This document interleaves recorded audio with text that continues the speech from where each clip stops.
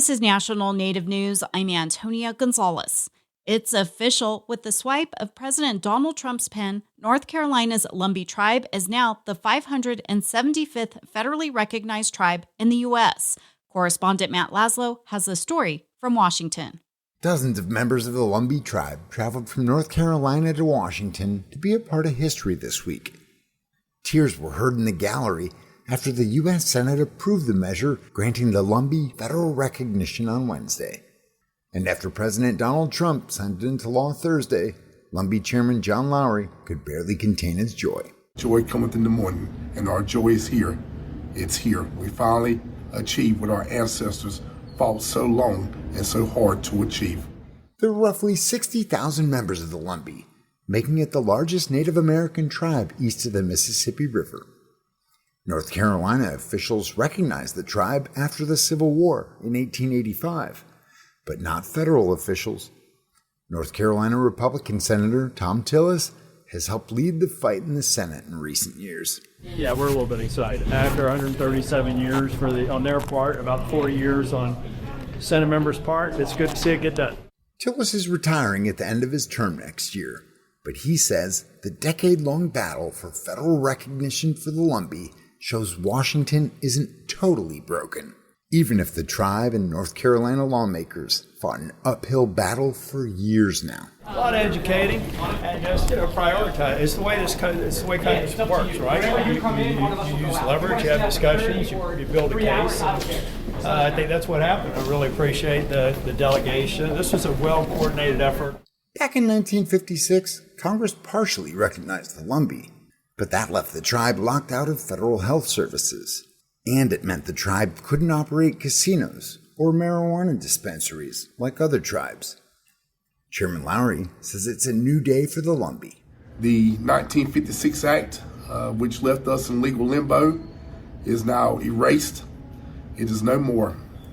And we are now fully, fairly recognized. The Eastern Band of Cherokee Indians fought the federal recognition of the Lumbee, which passed as a part of an annual $900 billion defense authorization bill. For National Native News, Matt Laszlo in Washington. This week, the Prairie Band Potawatomi Nation in Kansas issued a statement to its tribal members about an ICE contract after the deal was met with public scrutiny. In a video statement, Chairman Joseph Rupnick said the nation has fully divested from the contract. As a result, Prairie Band LLC is no longer a direct or indirect owner or participant in or otherwise affiliated with any ICE projects, contracts, or operations. In our next General Council meeting in January, Tribal Council plans to further address the steps we will take to ensure that our nation's economic interests do not come into conflict with our values in the future.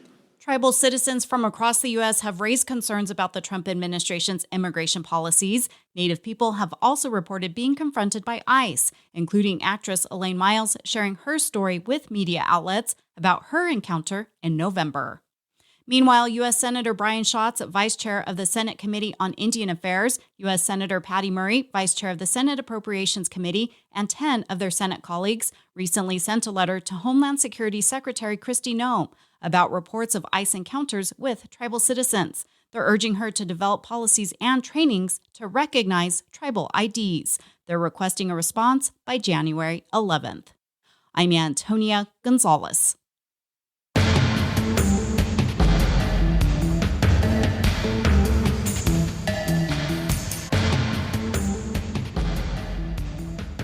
National Native News is produced by Kawanak Broadcast Corporation with funding by the Corporation for Public Broadcasting. The Indian Arts and Crafts Board promotes Indian artists of federally recognized tribes through its online source directory. Information on this no-charge opportunity available at doi.gov/IACB, who support this program. Support by Sonosky Chambers Law, championing tribal sovereignty and Native American rights since 1976. From opioids litigation to treaty rights to tribal self-governance. With offices in Washington, D.C., New Mexico, California, and Alaska. Sonosky Chambers Law.